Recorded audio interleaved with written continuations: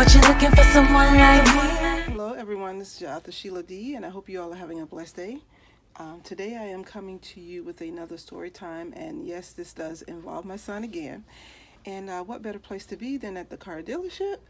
I'm getting an oil change today, and this story time does involve a car that I had back in the day.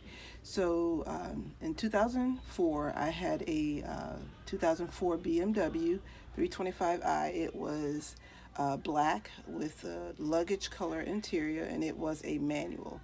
And one weekend I went out of town with my best friend to just enjoy her family in Tallahassee, Florida. And I asked my son to, just keep an eye on my car, and that I let him know that he could drive it, but he could only take it to the car wash, and that was it. And so, of course, I left my key with him. He actually had a key because he and I were the only two that knew how to drive a stick. So I'm out of town, I'm enjoying myself, and all of a sudden I get a call from my son saying, "Ma, the car's making a noise." And I'm like, "Son, it wasn't making a noise when I left, so what's the deal?" And I just told him, I'll just deal with it when I get back home. So that Sunday we got back home. I got in my car. I could hear the noise, so I'm driving it around to see what it is, and I could hear the noise. And then so I finally take it to the dealership, and I was told that there were valves bent and there were pistons broken. I don't understand all of that, but it was really bad. There was some very bad damage to the engine, and they would not fix it because they considered it at the driver's error, so to speak.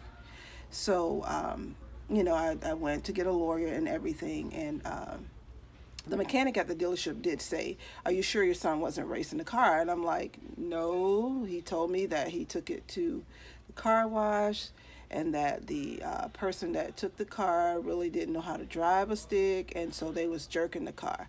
And the mechanic at the dealership was like, "Ma'am, you could jerk this car all day long, and it would not cause this much damage to the engine." So basically, they were trying to charge me $12,000 to get that fixed, which I didn't have. And so I ended up, like I said, getting a lawyer, and I had to go have my own personal, the mechanic that I picked to look over my car.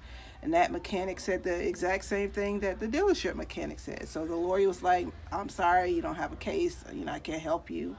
So I went back to my son, and I'm like, "Look, did you race my car?" And he's like, "No, no, no." But anyway, the bottom line is I had to get rid of the car because I couldn't afford it. They weren't going to fix it, so what was I going to do? So I ended up selling it to a little rinky-dink dealership. And when it came time to sign over the lease, this guy drove up in my car. I can't tell you how that made me feel, but anyway, it is what it is, or it was what it was. But later on, my mom, sitting out in her yard, said to me, I wasn't supposed to say nothing. This is a month after the fact. She was like, "Yeah, your son was racing your car across the Courtney Campbell Causeway Bridge." I'm like, "What?" So anyway, the moral to this story is don't leave your keys with your kids. Just don't even let them drive your car. Simple as that. If you enjoyed this story, go ahead and give me a thumbs up. You're welcome to share this video. Also, comment down below of any situations where your kids has damaged your car in some way or another. But most importantly, please subscribe to my YouTube channel. Thank you so much for watching, and you have a blessed day.